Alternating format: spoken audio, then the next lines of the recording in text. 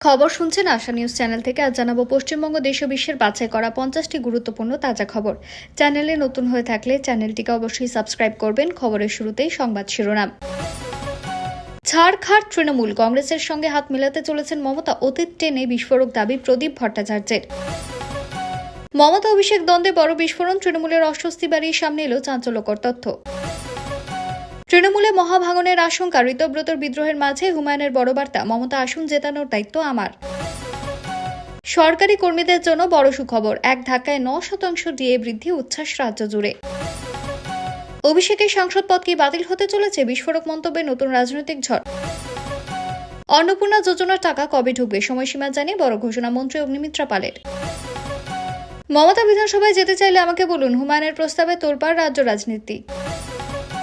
ফের চালু হচ্ছে থমকে থাকা কেন্দ্রীয় গ্রামীণ প্রকল্প, পরিকাঠামো উন্নয়নে বড় সিদ্ধান্ত সরকারের।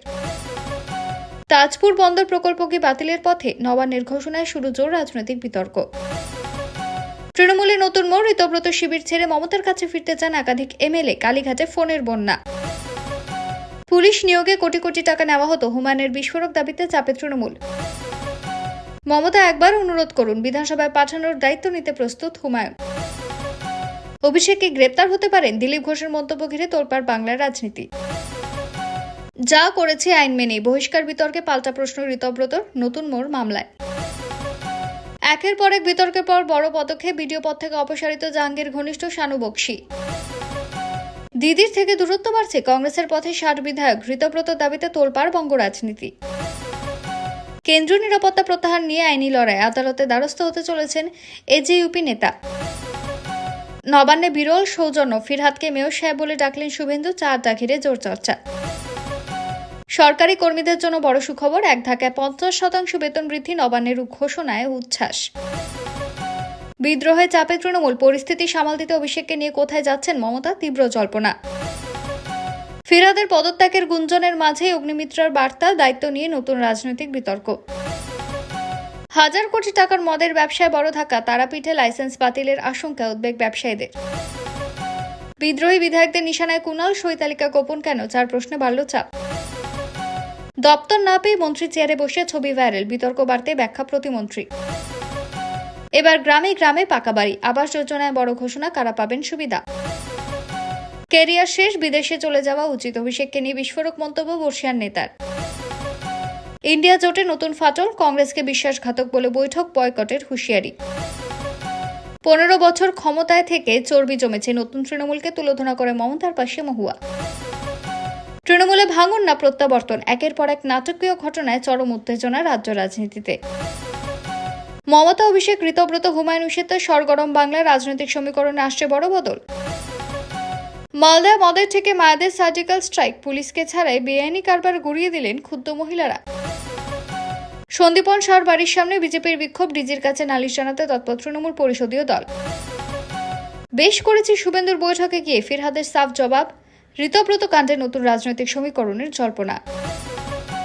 শিক্ষক দুর্নীতি মামলায় নতুন বিস্ফোরণ, কালীঘাটের কাকুর বক্তব্যে কি বাড়ল অভিষেকের আইনি চাপ। পুরসভা নিয়োগ দুর্নীতি মামলায় বড় মোড়, সুজিত বোসকে ঘিরে আদালতে বিস্ফোরক তথ্য পেশ ইডির। এরপর দেখে নেব বিস্তারিত খবর। তৃণমূলের সাম্প্রতিক অন্দরের অস্থিরতা, কয়েকজনের বিধায়কদের বিদ্রোহী অবস্থান এবং ঋতব্রত বন্দ্যোপাধ্যায়কে ঘিরে বিতর্কের জেরে দলে অস্বস্তি বেড়েছে।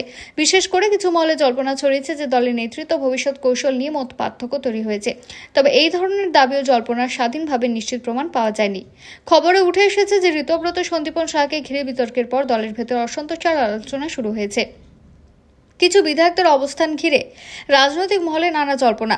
বিরোধীরা দাবি করছে তৃণমূলে বড়সড় ভাঙনের সম্ভাবনা রয়েছে, যদিও দলের শীর্ষ নেতৃত্ব সেই দাবি অস্বীকার করছে। অন্যদিকে মমতা প্রকাশ্যে অভিষেক বন্দ্যোপাধ্যায়ের পাশে দাঁড়িয়েছেন। তিনি সম্প্রতি বলেন যে অভিষেককে সরিয়ে দিলে কিছু নেতা হয়তো ফিরে আসতে পারেন, কিন্তু তিনি তা করবেন না। এই মন্তব্যকে অনেকেই মমতা অভিষেক সম্পর্ক নিয়ে ছড়ানো জল্পনার জবাব হিসেবে দেখছেন। বর্তমান পরিস্থিতিতে যা জানা যাচ্ছে, তৃণমূলের একাংশ অসন্তোষ ও বিদ্রোহের খবর সামনে এসেছে। অভিষেককে কেন্দ্র করে কিছু রাজনৈতিক বিতর্ক চলছে। তবে মমতা অভিষেকের মধ্যে প্রকাশ্য দ্বন্দ্বের কোনো নিশ্চিত প্রমাণ এখনো সামনে আসেনি। দলের নেতৃত্ব বারবার দাবি করছে যে তারা একসঙ্গেই লড়াই চালাবে।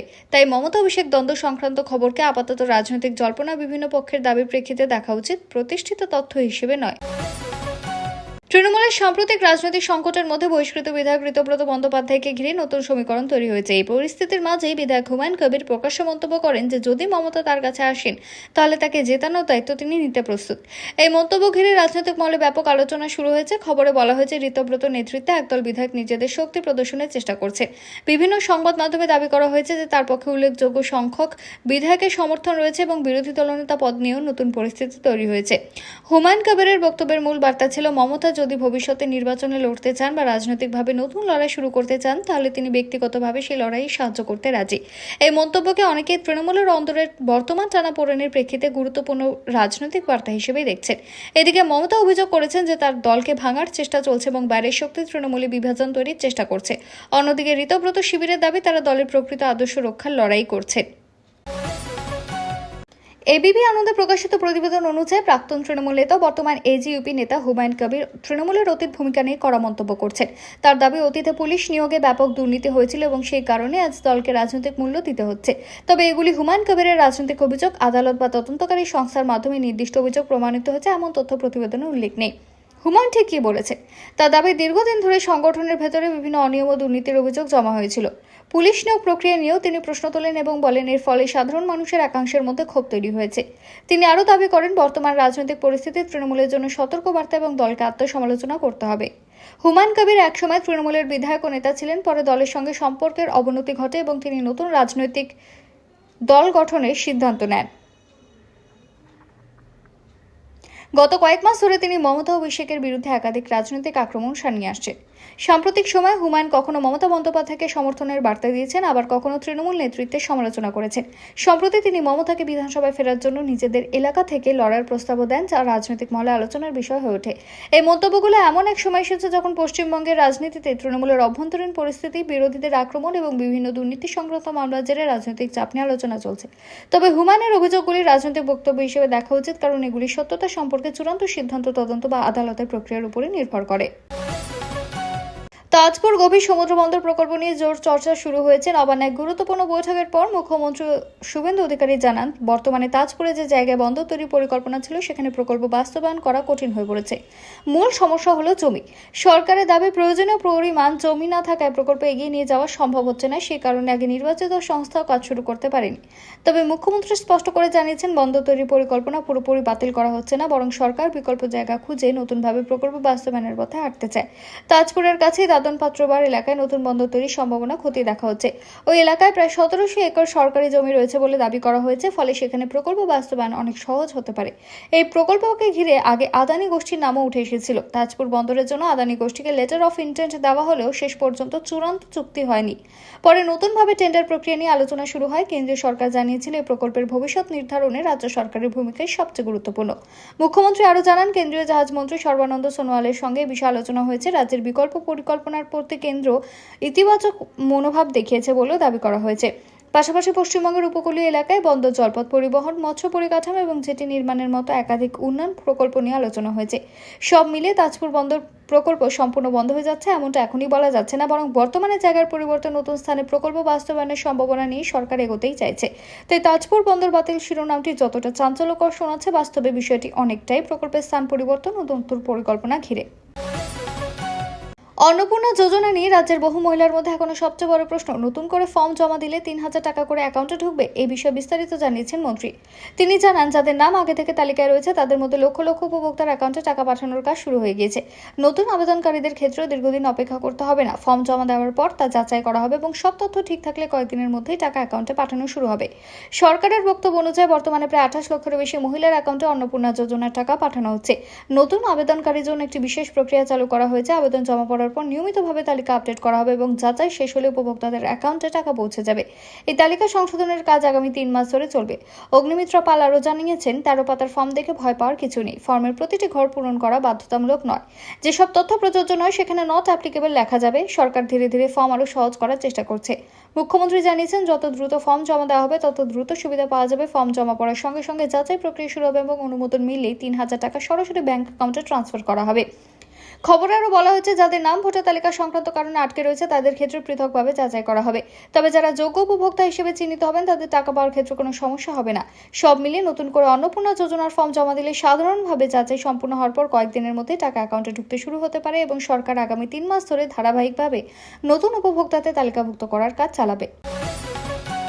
তারাপীঠকে ঘিরে নতুন বিতর্ক তৈরি হয়েছে মদের ব্যবসা নিয়ে। প্রতিবেদন অনুযায়ী তারাপীঠ মন্দির ও আশেপাশের এলাকায় দীর্ঘদিন ধরে চলা মদের ব্যবসা এবার বড় ধাক্কার মুখে পড়তে পারে। প্রশাসনের একাংশের তরফে ধর্মীয় পর্যটন কেন্দ্রের ভাবমূর্তি রক্ষা এবং ভক্তদের সুবিধার কথা মাথায় রেখে মদের দোকানের লাইসেন্স পুনর্বিবেচনার আলোচনা চলছে বলে খবর। তারাপীঠ পশ্চিমবঙ্গের অন্যতম জনপ্রিয় তীর্থস্থান। প্রতি বছর লক্ষ লক্ষ ভক্ত এখানে আসেন। এই বিপুল পর্যটক ও ভক্ত সমাগমকে কেন্দ্র করে এলাকায় হোটেল, লজ, দোকানপাটের পাশাপাশি মদের ব্যবসা ব্যাপকভাবে বৃদ্ধি পেয়েছে। স্থানীয় ব্যবসায়ীদের দাবি, ব্যবসার সঙ্গে কয়েকশো পরিবার প্রত্যক্ষ পরোক্ষভাবে যুক্ত এবং বছরে কয়েকশো কোটি টাকা লেনদেন হয়। প্রতিবেদনে দাবি করা হয়েছে, মন্দির চত্বরের নির্দিষ্ট দূরত্বের মধ্যে থাকা কিছু মদের দোকানের লাইসেন্স বাতিল বা নবীকরণ না করার সম্ভাবনা নিয়ে আলোচনা চলছে। এই জল্পনা ছড়িয়ে পড়তে ব্যবসায়ীদের মধ্যে উদ্বেগ তৈরি হয়েছে। তাদের আশঙ্কা, লাইসেন্স বাতিল হলে বহু মানুষের জীবিকার সংকটে পড়বে এবং স্থানীয় অর্থনীতিতেও প্রভাব পড়তে পারে। অন্যদিকে মদের দোকান কমানোর পক্ষে থাকা একটি অংশের বক্তব্য, তারাপীঠ একটি আন্তর্জাতিক খ্যাতিসম্পন্ন ধর্মীয় স্থান, তাই মন্দিরের আশেপাশে মদের ব্যবসা নিয়ন্ত্রণ করা প্রয়োজন। এতে তীর্থস্থানের পরিবেশ ও ভাবমূর্তি আরো উন্নত হবে বলে তাদের মত। তবে এখনো পর্যন্ত সরকার বা আবগারি দপ্তরের পক্ষ থেকে লাইসেন্স বাতিলের কোনো চূড়ান্ত ঘোষণা করা হয়নি। বিষয়টি নিয়ে আলোচনা প্রশাসনিক পর্যায়ে পর্যালোচনা বলছে জানা গিয়েছে। ফলে ব্যবসায়ীদের মধ্যে যেমন অনিশ্চয়তা রয়েছে, তেমনি চূড়ান্ত সিদ্ধান্তের দিকে সকলের নজর রয়েছে। সব মিলিয়ে তারাপীঠে মদের ব্যবসা নিয়ে নতুন বিতর্ক শুরু হয়েছে। লাইসেন্স বাতিলের জল্পনায় ব্যবসায়ী মহল উদ্বেগ বাড়লে এখনো পর্যন্ত কোনো চূড়ান্ত সরকারি নির্দেশ প্রকাশ্যে আসেনি। তাই পরবর্তী প্রশাসনিক সিদ্ধান্ত নির্ধারণ করবে এলাকার মদের ব্যবসার ভবিষ্যৎ। 9% টিএ বৃদ্ধি সরকারি কর্মীদের জন্য বড় স্বস্তি। সরকারি কর্মচারী ও পেনশনভোগীদের জন্য বড় সুখবর। সংশ্লিষ্ট রাজ্য সরকার 7ম বেতন কমিশনের আওতায় কর্মচারীদের মহার্ঘ ভাতা 9% পর্যন্ত বৃদ্ধি করার সিদ্ধান্ত নিয়েছে। এই সিদ্ধান্তের ফলে লক্ষ লক্ষ কর্মচারী এবং পেনশনভোগীরা মাসিক আয় উল্লেখযোগ্যভাবে বাড়বে বলে মনে করা হচ্ছে। দীর্ঘদিন ধরে মূল্যবৃদ্ধির কারণে সরকারি কর্মীদের উপর আর্থিক চাপ বাড়ছিল। সেই পরিস্থিতিতে ডিএ বৃদ্ধি কর্মীদের জন্য বড় স্বস্তি হিসেবেই দেখা হচ্ছে। ডিএ মূলত মূল্যবৃদ্ধির প্রভাব মোকাবিলার জন্য দেওয়া হয় এবং এটি কর্মচারীর মূল বেতনের উপর নির্দিষ্ট হারে গণনা করা হয়।